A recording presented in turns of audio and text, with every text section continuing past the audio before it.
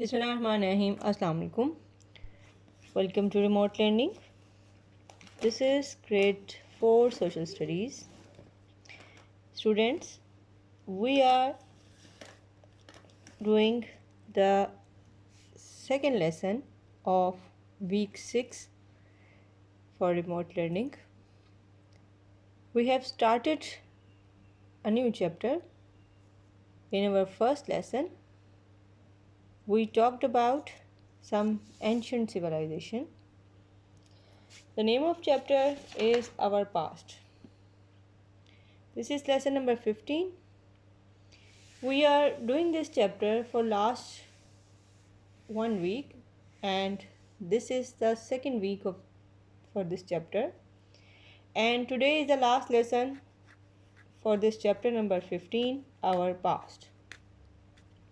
So students, we discussed many things while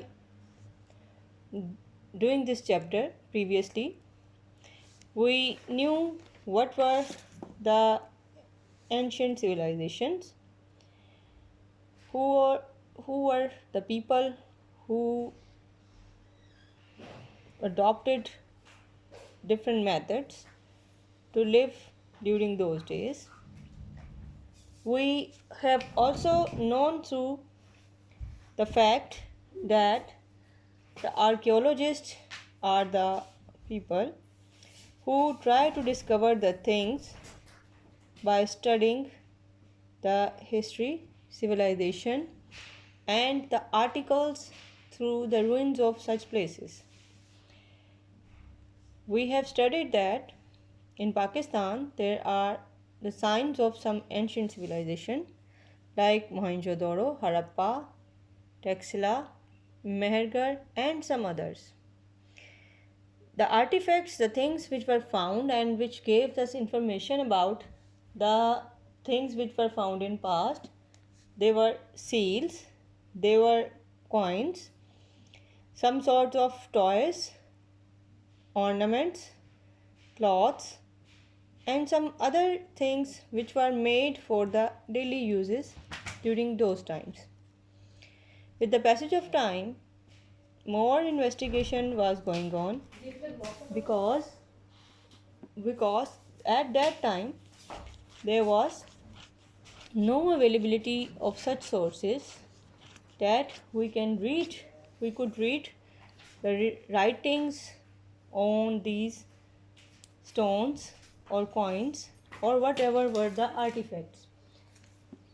So up till now, archaeologists and the other research workers, they are unable to find out what are the meanings of the written words or carvings on the surfaces of the coins or some seals. So research is still going on, and we studied that the life even those time was very civilized. People used to live into the houses, and they made the pot, the vessels, and the other metallic things of their own needs in their daily life.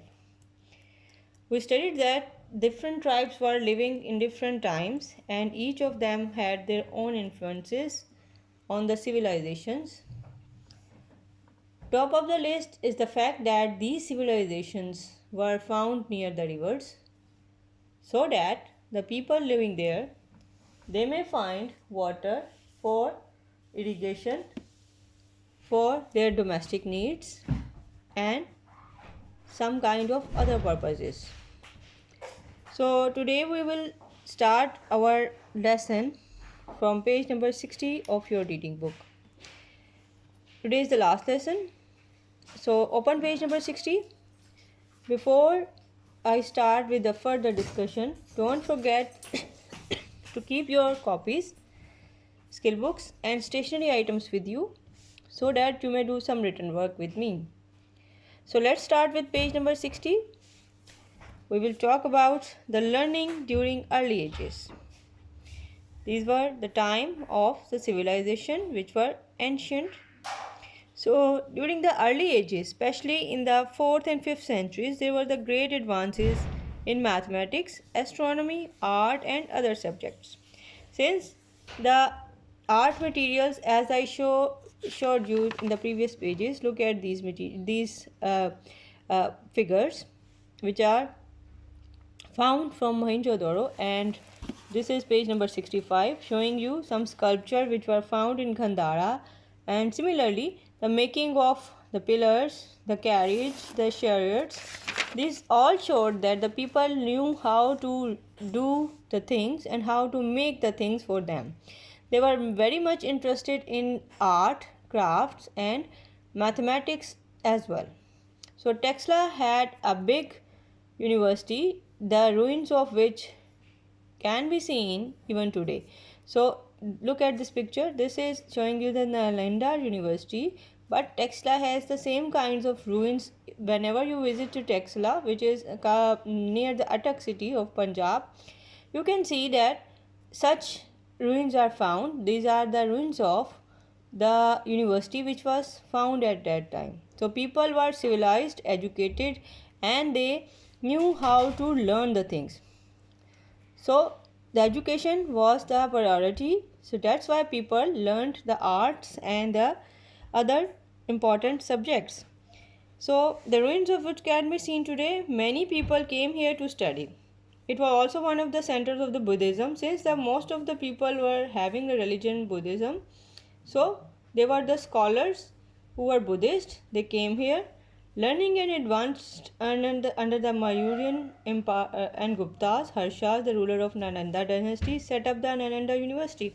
Now look at this picture. This is showing you the ruins of Nalanda dynasty, which was settled or built during the ruler of the Nanda dynasty, and they invented the mathematics and its concepts, and they also introduced the concept of zero to the world.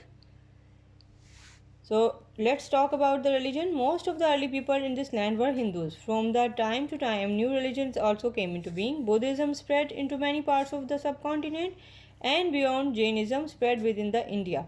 Now look at this paragraph and note it down. In this region, there were particularly three important religions that were followed by the people of this region. One of them was Hinduism, and second was Buddhism, and third was Jainism. Even Jainism is and Buddhism and Hinduism, they are still being practiced in the India, China, and some other parts of the world. So Jainism spread within India. It was mainly within the arrival of Muhammad bin Qasim in the 8th century that Islam began to spread in the subcontinent. So before arrival of Muhammad bin Qasim, there were three religions which were followed by the people of that time, and those religions were Hinduism, Buddhism, Jainism. But after the arrival of Muhammad bin Qasim in 8th century, the Islam started in the subcontinent, and then it spread. So students, that is all for today's discussion. Now this is the time to do the written work. So let's open the page number 35 of the skill book. Don't forget to write down the date at the top of your page. We have two questions on this page. Who are Aryans and how they affect the subcontinent? We have gone through the Aryans in our previous lesson. So answer is Aryans were the large tribe from the Central Asia. Number 2, they were the first to come to the subcontinent. Number 3, their language was Sanskrit. Number 4, they followed Hinduism. Now, question next is describe how the learning progressed in the ancient India. Give some examples.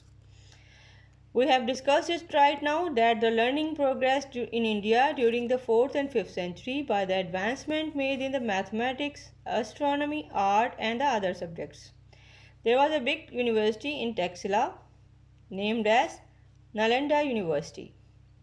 So this is how the subjects were introduced, progressed, and people studied them, and their concepts were very fine about the art, craft, astronomy, and mathematics. Even the people from the other regions of the world, they used to come and stay there for study purposes.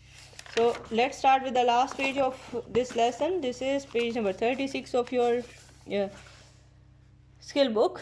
Question is, there were some great empires and dynasties in the history of the subcontinent. Make a list of these in order in which they were ruled. The first one has been noted for you, the Persians. So the subcontinent was ruled by many type of the rulers and dynasties. So the first one which was practiced, and the rulers who were the first rulers in this region, they were Persians. Then after them they were the era of Greeks, then Mauryaans, then Kushans. After Kushans, they were Guptas. So students, that is all for today. Do your work and submit it timely in the Google Classroom. Don't forget to read the chapter thoroughly in order to find the answer of the questions. And if do your work timely so that I may check it timely and mark it timely. Thank you very much. See you soon. Allah Hafiz.